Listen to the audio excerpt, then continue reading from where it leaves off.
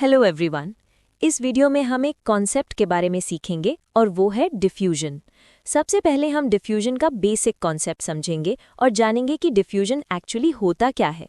उसके बाद हम डेली लाइफ के कुछ सिंपल एग्जाम्पल्स देखेंगे जिससे डिफ्यूजन को समझना और भी इजी हो जाएगा। फिर हम कंपेयर करेंगे कि डिफ्यूजन सॉलिड्स, लिक्विड्स और गैसेस में कैसे होता है और इन तीन स्टेट्स में डिफ्यूजन की स्पीड कैसी होती है। इसके बाद हम बात करेंगे रेट ऑफ डिफ्यूजन की, यानी डिफ्यूजन कितनी स्पीड से होता है। और फाइनली हम समझेंगे कौन कौन से फैक्टर्स डिफ्यूजन की रेट को अफेक्ट करते हैं, यानी कौन से फैक्टर्स डिसाइड करते हैं कि डिफ्यूजन फास्ट होगा या स्लो। तो चलिए step by step simple way में इस टॉपिक को एक्सप्लोर करते हैं। क्या आपने कभी सोचा है कि जब कोई रूम में परफ्यूम स्प्रे करता है तो उसकी स्मेल कुछ ही सेकंड्स में पूरे रूम में कैसे स्प्रेड हो जाती है? या फिर जब किचन में फूड कुक हो रहा होता है तो उसकी डिलिशियस स्मेल दूसरे रूम्स तक कैसे पहुंच जाती है? कभी आपने नोटिस किया होगा कि जब अगरबत्ती जलाते हैं तो उसकी फ्रेग्रेंस पूरे रूम में स्प्रेड हो जाती है। इसी तरह अगर कहीं स्मोक हो या गैस लीक हो तो उसकी स्मेल भी जल्दी से हवा में फैल जाती है।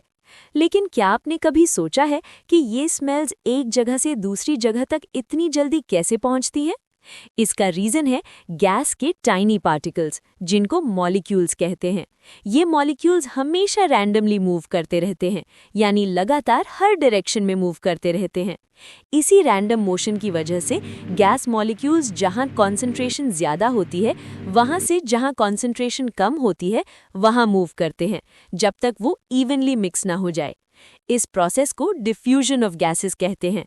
Diffusion of gases is the process by which gas molecules spread from a region of higher concentration to a region of lower concentration due to their random motion until they are evenly distributed. मतलब diffusion of gases एक process है जिसमें gas molecules high concentration से low concentration की तरफ move करते हैं जब तक वो यूनिफॉर्मली डिस्ट्रीब्यूट ना हो जाए। अब हम डिफ्यूजन के कुछ एग्जाम्पल्स देखेंगे जो डिफरेंट स्टेट्स ऑफ मैटर के बीच होते हैं। सबसे पहले बात करते हैं गैस इनटू गैस डिफ्यूजन की। जब परफ्यूम स्प्रे किया जाता है तो उसके वेपर एयर में मिक्स होकर पूरे रूम में स्प्रेड हो जाते हैं।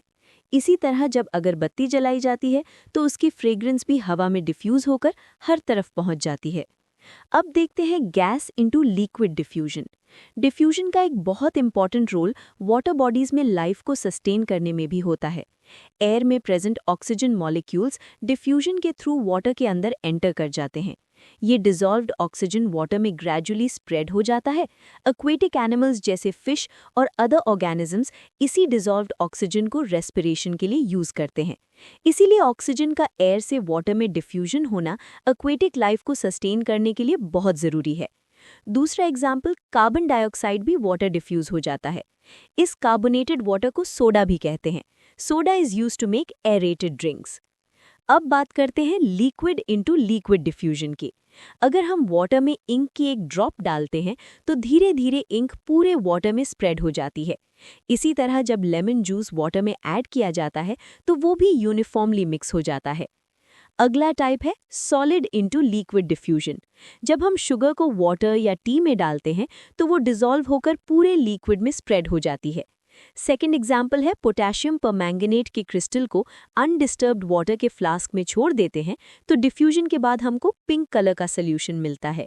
Next is gas into solid diffusion. Hydrogen gas diffuse करता है कुछ मेटल्स में, जैसे hydrogen gas can diffuse into metals like palladium. Hydrogen inter particle space में डिफ्यूज हो जाता है। नेक्स्ट है लिक्विड इनटू सॉलिड डिफ्यूजन। बारिश में लकड़ी अंदर तक गीली हो जाती है क्योंकि वाटर वुड में डिफ्यूज हो जाती है। दूसरा एग्जाम्पल है लिक्विड डाई पेनिट्रेट हो जाती है फैब्रिक क्लॉथ में, सेम रीजन से। और finally solid into solid diffusion भी पॉसिबल होता है, लेकिन ये प्रोसेस बहुत स्लो होता है। जैसे कार्बन आयरन में डिफ्यूज होकर स्टील बनाता है, इसी तरह एक या दो सेकेंडरी मेटल्स प्राइमरी मेटल्स में डिफ्यूज होकर एलॉयज बनते हैं, जैसे ब्रास कॉपर में जिंक और ब्रॉन्ज कॉपर में टिन को डिफ्यूज करके एलॉय बनते हैं। लिक्विड इनटू गैस डिफ्यूजन भी समझते हैं। इसका एक कॉमन एग्जाम्पल है वेट क्लोथ्स का ड्राई होना। जब कपड़े गीले होते हैं तो उनमें प्रेजेंट वाटर मॉलिक्यूल्स धीरे धीरे लिक्विड स्टेट से एस्केप करके एयर में चले जाते हैं। ये वाटर मॉलिक्यूल्स पहले इवेपोरेट होते हैं और फिर सराउंडिंग एयर में डिफ्यूज हो जाते हैं। अब बात करते हैं सॉलिड इनटू गैस डिफ्यूजन की। ये यूजुअली एक प्रोसेस के थ्रू होता है जिसे सब्लिमेशन कहते हैं। इस प्रोसेस में सॉलिड डायरेक्टली गैस में चेंज हो जाता है और फिर गैस मॉलिक्यूल्स एयर में डिफ्यूज हो जाते हैं। इसका एक कॉमन एग्जाम्पल है नैप्थलीन बॉल्स, जो कबर्ड्स में यूज़ की जाती हैं। ये बॉल्स धीरे धीरे वेपर में चेंज हो जाती हैं और उनकी स्मेल एयर में स्प्रेड हो जाती है। इसी तरह कैम्फर भी स्लोली वेपर में चेंज होकर एयर में डिफ्यूज हो जाता है, जिसकी फ्रेग्रेंस आसपास के एनवायरनमेंट में स्प्रेड हो जाती है। अब अगर हम डिफरेंट स्टेट्स ऑफ मैटर में डिफ्यूजन की स्पीड कंपेयर करें, तो डिफ्यूजन सबसे फास्ट गैसेस में होता है, उसके बाद लिक्विड्स में और सबसे स्लो सॉलिड्स में होता है।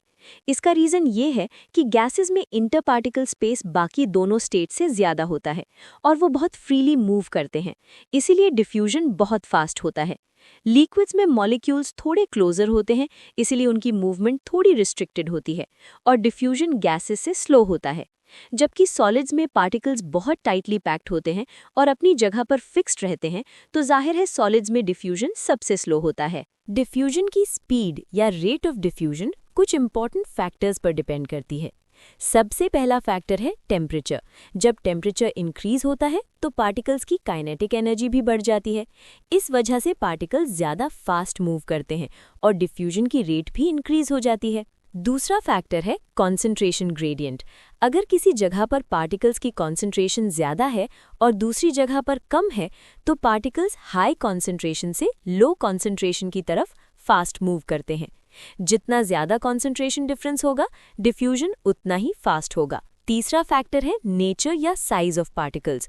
छोटे और हल्के पार्टिकल्स बड़े और हैवी पार्टिकल्स के कंपैरिजन में ज़्यादा तेज़ी से डिफ्यूज करते हैं। अगला फैक्टर है nature of medium. Diffusion gases में सबसे फास्ट होता है, लिक्विड्स में उससे स्लो और सॉलिड्स में सबसे स्लो होता है, क्योंकि सॉलिड्स में पार्टिकल्स बहुत टाइटली पैक्ड होते हैं। और नेक्स्ट फैक्टर सरफेस एरिया भी डिफ्यूजन की रेट को अफेक्ट करता है।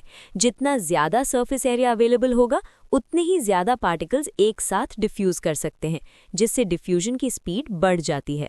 लास्ट में नोट डाउन करें की notes for topic diffusion.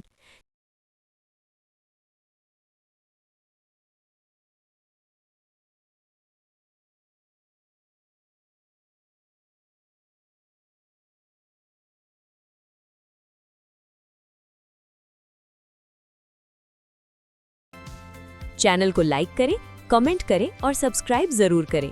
Thank you for watching the video.